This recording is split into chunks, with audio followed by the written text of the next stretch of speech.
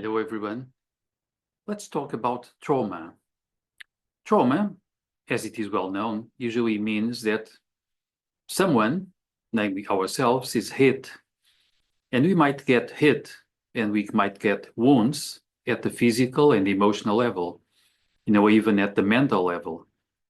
And those wounds can then take us towards PTSD, post-traumatic stress syndrome, and it can produce depression. It can produce feelings that we are not able to deal with situations, that we cannot stand them.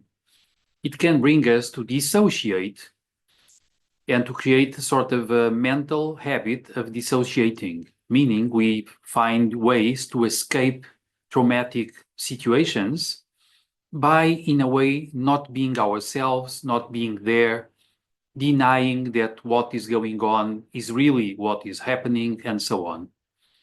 So trauma can have lots of repercussions to our lives, can produce inhibition, can produce avoidance, can produce prolonged pain, depression, stress syndromes, deep kinds, intense ones.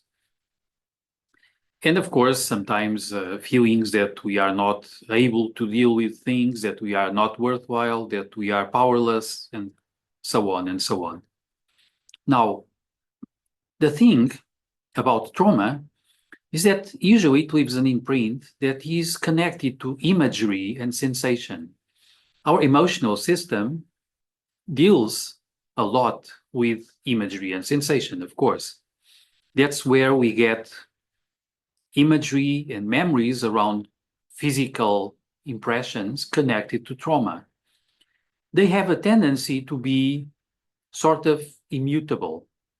This means that through time, we come back to the memories of trauma quite in the same way. We have a tendency to go back, in a way, to revisit, even sometimes against our will, the scenarios of trauma, the events, and the imagery, of course, without a change. Sometimes we feel like we are almost persecuted by imagery, sensations, like sound, also smell, feelings of touch connected to trauma.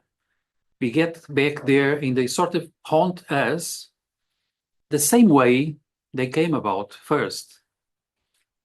So, one thing that's quite important for us to learn and to practice is that we can sort of change that.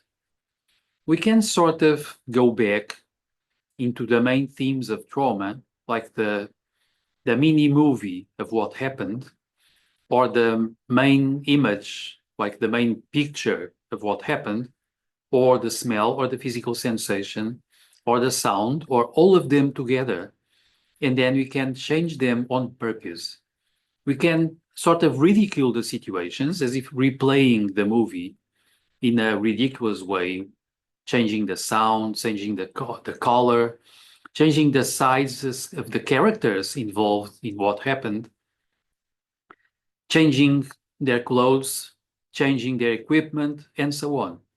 And when we do this, eventually our brain is learning that it's not just a prisoner or a victim of the traumatic effect and the traumatic impressions.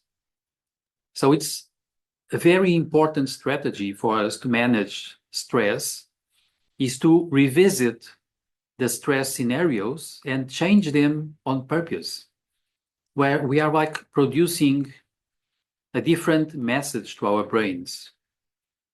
That imagery and that cluster of impressions that have been there for a long time, now they can actually change. Like the aggressor, we can now picture that he is reduced to a dwarf size. Like the physical wound just vanishes.